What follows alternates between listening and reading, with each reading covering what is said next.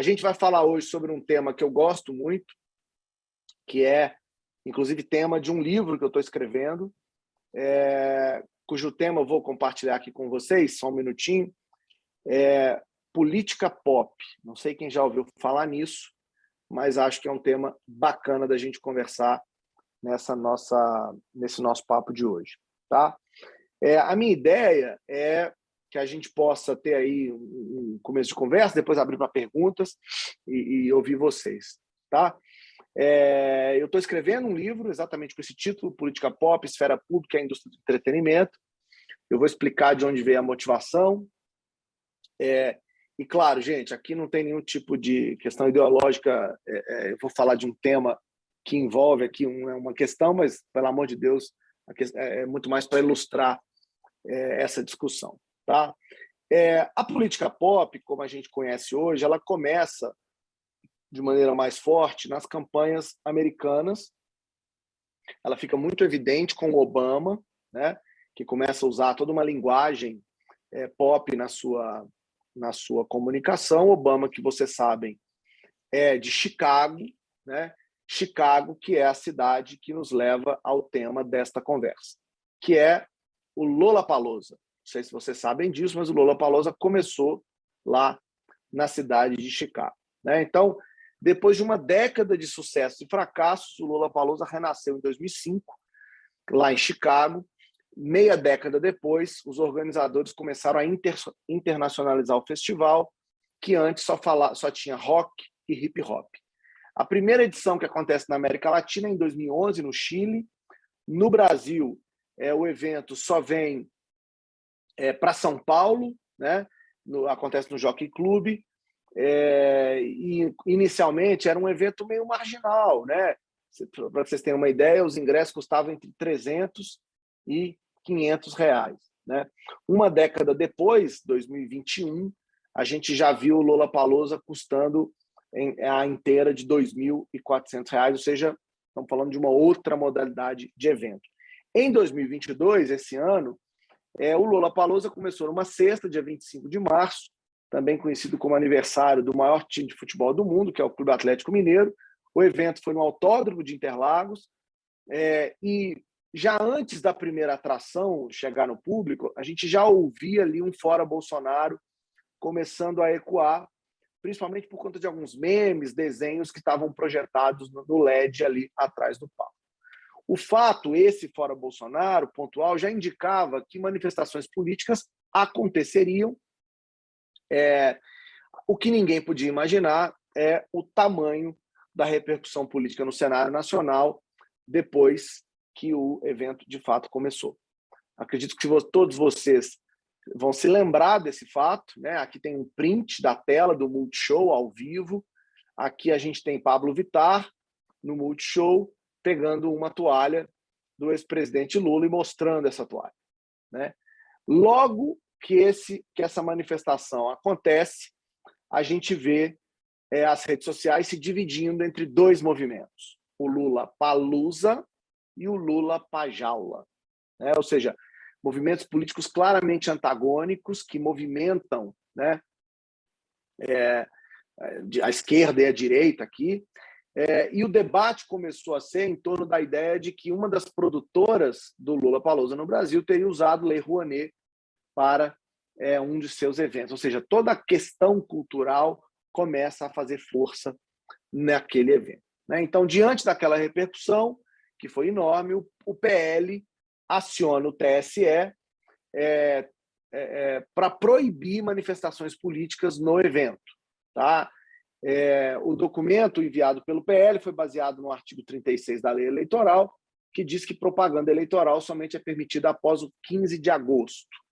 Para o jornal O Globo, a advogada do PL disse que a intenção com a ação é que o TSE instrua os organizadores do evento para que eles não permitam artistas a se manifestarem nem positivo nem negativamente antes do período permitido pela lei eleitoral. O ministro Raul Araújo acatou a medida, o pedido de liminar, e estabeleceu uma multa de R$50 mil para a empresa organizadora em caso de descumprimento daquela medida. A reação foi imediata, né? e o nome dado pela oposição foi censura. A reclamação do PL, ao invés de se transformar numa medida concreta, né, de punição, acabou se transformando numa revolta nos artistas, Caetano Veloso, Daniela Mercury, mas a mais interessante delas foi a Anitta, que começou a ironizar os 50 mil reais de multa, dizendo, pô, isso é menos do que uma bolsa, e começou a fazer manifestação política em torno disso, né? Ou seja, aquele evento que inicialmente era apenas uma manifestação cultural acabou com uma medida política muito clara, trazendo o debate político para dentro dele, e o que eu chamo de reação pop, de fato, deu uma repercussão absurda, né? Para que vocês tenham uma ideia, da 0h do dia 25 até as 14h do dia 28, foram mais de 500 mil menções nas redes sociais sobre o assunto, a maior parte delas criticando a interdição proposta pelo TSE. Quando a gente olha as palavras usadas, né, para representar o assunto na internet, um fora Bolsonaro grande, né, expressões de baixo calão, mas tudo muito negativo, né, em torno do festival. A gente teve a Anitta aí como uma das principais mobilizadoras do processo, depois você tem o Marcelo Freixo. Do lado de lá, alguns influenciadores também tentaram vocalizar aí preferências importantes em torno do assunto, mas o que a gente viu foi que quem realmente conseguiu capitalizar o resultado foi hoje a oposição. E o mais interessante, gente, é a maneira como um evento pop se mistura com política para gerar um fenômeno eleitoral, né? Aos poucos, a campanha do Bora Votar, que é promovida pelo TSE, passou a ecoar em grupos insatisfeitos com o governo Bolsonaro e usaram a liminar do ministro Raul Araújo, que estava proibindo manifestações políticas, como catalisador, né, de um movimento eleitoral e político em torno da ideia do vamos tirar o primeiro título, vamos votar para que a gente possa combater a censura, né? Então, quando a gente junta um movimento institucional de retirada, para retirar o título, né, para os jovens, junto com uma manifestação política clara num evento pop que foi ali pautado pelo debate político, a gente vê exatamente a confluência da política com o pop combinados. No show do Emicida, ele diz, primeiro, boa noite, segundo, estava com a maior saudade, terceiro, se você tem de 16 a 18 anos, tire seu título de eleitor, e quarto, Bolsonaro, papapá. Ou seja, essa é uma fala clara de como o entretenimento passa a ser fundamental para a compreensão dos fenômenos políticos, né? E nesse caso, vocês vão se lembrar, havia até ali, março, né, muita clareza em torno da ideia de que a gente teria a eleição de 2022 com a menor proporção de eleitores com 16 e 17 anos registrados para votar na história do Brasil. Era próximo de 10,3%, né? Por conta desse evento, por conta do Lollapalooza e a ação do PL, né, a multa do TSE, os artistas começaram a se movimentar e um dos posts mais importantes é o da Anitta, chamando a turma para tirar o título de eleitor. Essa postagem tem 189 milhões de menções nas redes sociais, com 230 milhões de interações, impactando diretamente os jovens. O resultado disso, um mês depois, o número de eleitores entre 15 e 18 bate recorde, segundo o TSE. Ou seja, um movimento de entretenimento se transforma num movimento eleitoral e político, mobilizando jovens para um assunto muito, né, institucional, que é a necessidade de tirar título para votar. Tá? Então, esse é um exemplo, esse é um caso que exemplifica bem o que eu chamo de política pop, que é o momento em que a gente vivencia o consumo de política como entretenimento e não como posicionamento ideológico. Tá?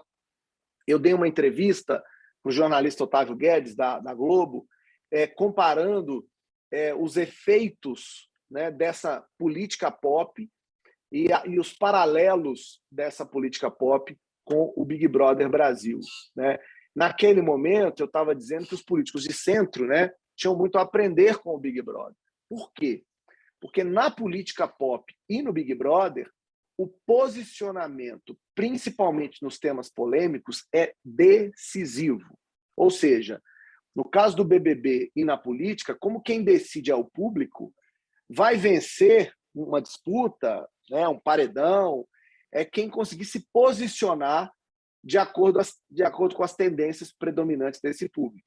Ou seja, o que interessa nesse caso, nesse paralelo, é lembrar os políticos de centro que, sem se posicionar corretamente nos temas que interessam à sociedade, eles não vão conseguir se destacar na disputa política, né? Então, um dos aprendizados que a política tem que tirar do BBB é que o sucesso na era pop está justamente na capacidade de atrair e fixar a audiência, fixar a atenção das pessoas.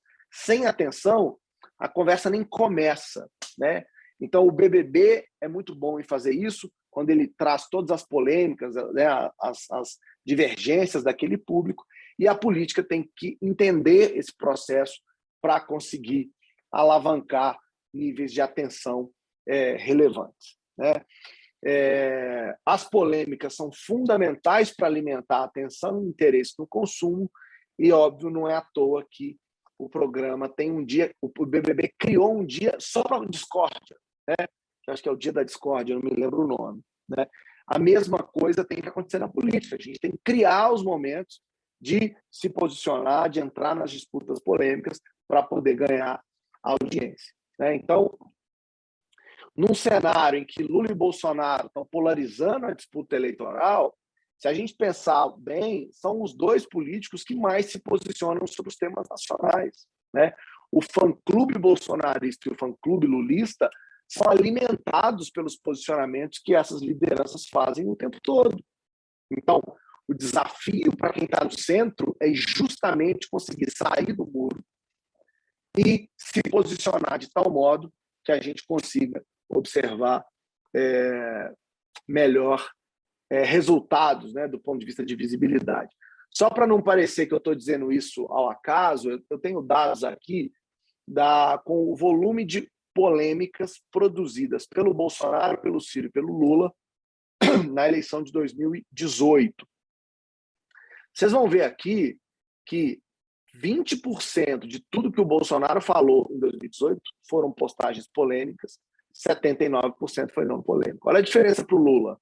97% não polêmico, só 2% foi feito do que foi falado foi polêmico. E o mais interessante é que as postagens polêmicas, não interessa se elas são do Bolsonaro, do Ciro ou do Lula, elas sempre levam a mais like, a mais compartilhamento, a mais reações e a mais engajamento.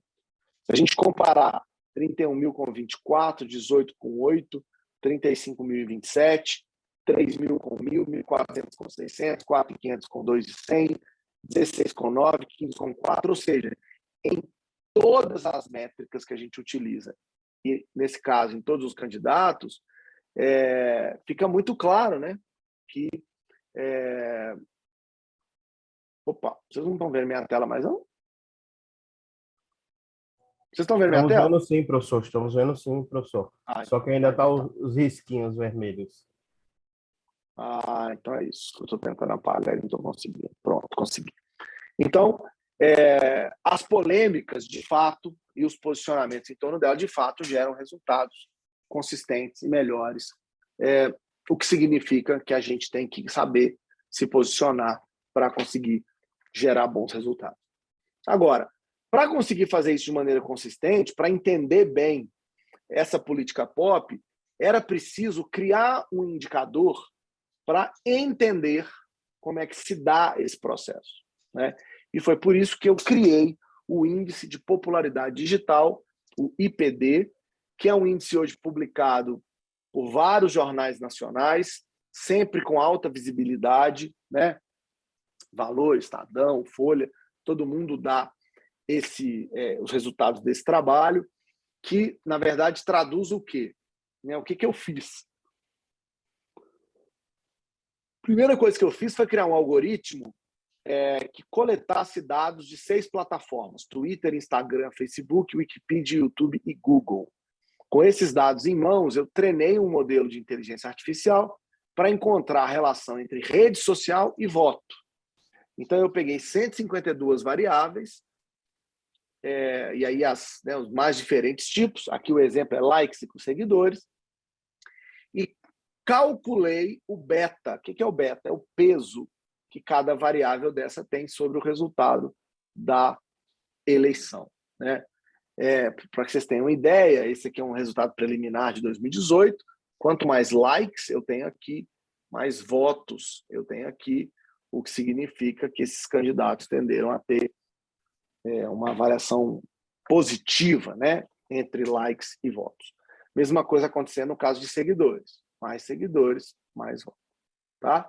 Então, com esse modelo treinado, eu usei engenharia reversa para criar um segundo movimento, que é, já que eu tenho os pesos, basta plugar as informações que eu tiver de qualquer pessoa para estimar popularidade digital, que é uma medida de desempenho eleitoral.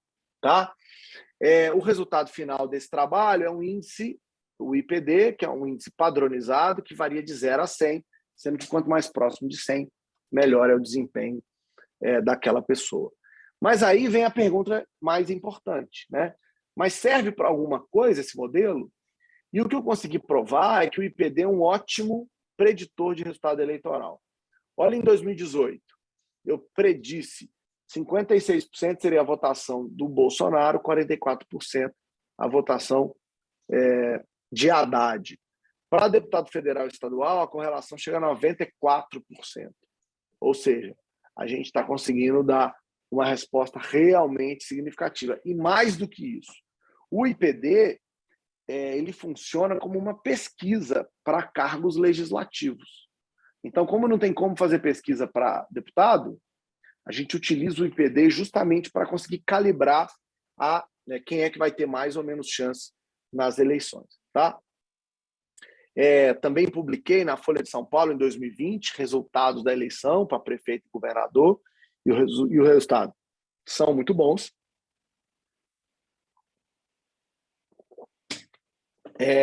E também fiz isso com um outro jornal.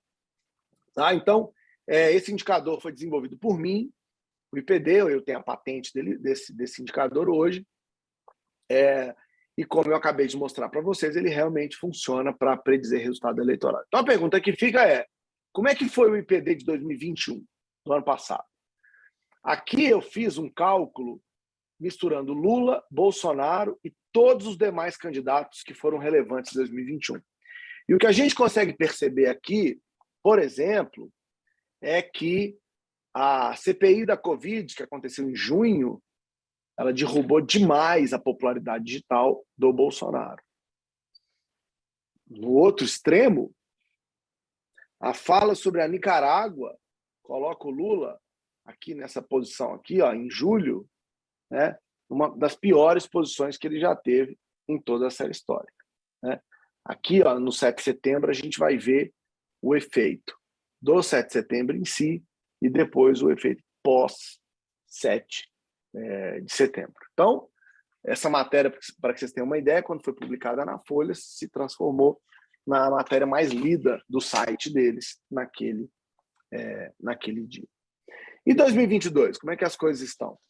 Ora, em 2022, o que a gente está vendo é que houve um período de grande estabilidade do Bolsonaro, que é esse período aqui, tá? Seguido de um período muito ruim para o Lula por conta da questão do aborto, e eles estavam aqui até maio, última vez que eu atualizei esse dado, por questões contratuais, né, que eu tenho com quem consome esse indicador. Eu não posso ir mostrar o dado de junho e de julho. Mas aqui no final de maio, Lula e Bolsonaro estavam empatados e a Simone Tebet estava crescendo. Né? Então, ou seja, se vocês concordarem comigo que a gente vive a era da política pop, que é a era em que o entretenimento, em que a política se transformou em entretenimento para as pessoas, a gente precisa de uma medida para mensurar isso. e o IPD serve exatamente para essa finalidade. E é daí que vem a última parte da nossa conversa, que é, tudo bem, professor, mas diante de tudo que o senhor falou, como é que tem que ser a minha comunicação digital?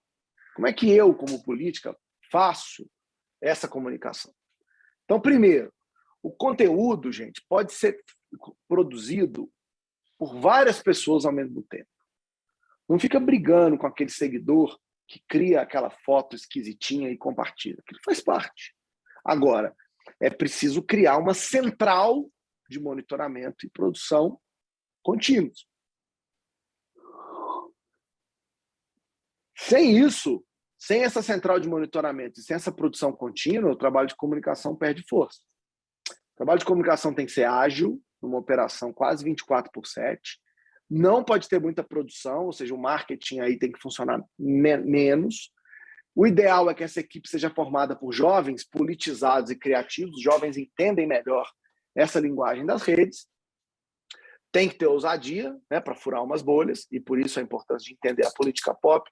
E o mais importante, lembrar que na era da política pop, a linguagem utilizada na comunicação digital tem que ser a linguagem da 6ª série da escola. Ou seja, a gente fez testes com algumas crianças que mostravam que elas só entendiam esse conteúdo, né, só o melhor target, né, do conteúdo nacional era conseguindo falar com essa meninada que hoje é o 7º ano, né, mas antes ou é o contrário, 5º ano era a 6ª série, acho que é 5º ano. Esse é o tipo de notícia, tipo de conteúdo que é criado nas redes hoje, né? Ou seja, linguagem simples, básica, sem produção, mas que tem alta circulação nas redes, né? Para a gente poder mensurar isso, ó, essa brincadeira do Amado Batista com o Armado Presbiteriano funcionou demais, né? 15 milhões de views, com 47 milhões de interações, um impacto muito claro entre os evangélicos e uma autoria desconhecida. Um outro exemplo muito claro é esse, em que uma pessoa diz: presidente, o senhor pode me responder porque todos os assuntos polêmicos do seu mandato você põe sigilo de 100 anos? Você está escondendo alguma coisa? E o Bolsonaro teria escrito, isso é mentira, né? Em 100 anos saberá. E o Lula fala, em 8 meses. Ou seja, o Lula está provocando o Bolsonaro, dizendo que ele, Lula, é que vai ganhar e não o Bolsonaro. E com isso o Lula teria incentivos para revogar, né, esse sigilo de 100 anos. Esse card que foi montado, ele é fake, né, ele só é engraçadinho, teve 87 milhões de visualizações com 139 milhões de interações. Tá? Então, o recado que eu queria dar para vocês hoje é o de que, primeiro, né, o que a gente tem, o que a gente está vivenciando na política hoje é essa nova era, a era pop, em que as pessoas precisam se entreter com qualquer coisa, inclusive com a política. Por conta disso, algumas vezes eu deixei de fazer, né, por conta, né, dessa necessidade de estimar resultado, de medir resultado. As pessoas às vezes não sabem o que fazer, então foi preciso criar um indicador para medir essa política pop, né? E a gente hoje consegue fazer isso muito bem. E terceiro, lembrar que é preciso para todo mundo que trabalha com política construir um caminho que é um laboratório de monitoramento contínuo de redes, que tem um núcleo de agenda positiva e agenda negativa, e o ciclo de trabalho é monitora, produz, avalia, monitora, produz, avalia, e nessa rotina, né, conseguir produzir melhores caminhos, né, para a nossa comunicação institucional. Então, esse era né, o recado que eu queria passar hoje. Eu acho que vocês têm que começar a aplicar, né, na ideia de vocês a lógica de que o mundo precisa, né, de entretenimento político, e é por isso que a política pop está tão forte. Mostrei uma ferramenta que é capaz de mensurar o tamanho de cada um em relação a isso. E, por fim, mostrei como pode e deve ser a comunicação institucional nesse novo mundo. Estou deixando aí meu Instagram, meu Twitter, e a gente vai falando em seguida. Muito obrigado.